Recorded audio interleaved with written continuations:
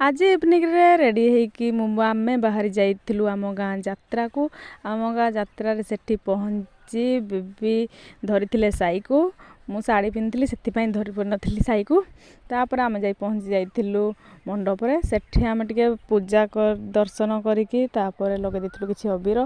तापर आम बाहरी जाइथिलु खाया पई आइसक्रीम। स्टार्टिंग रो आइसक्रीम टा खाइथिले पेटटा टिके ठंडा हे जिवो। तापर जहा खाउच खाओ। तापर एते सारा लोक गहली रे साई को देखागला गाड़ी दुकान। यात्रा को आसी धाड़ी की धाड़ी खेलनार दुकान देखीदेले छोट बेल कथा सब मन पड़ जाए। देखिए टिके सब खुशी लगिला।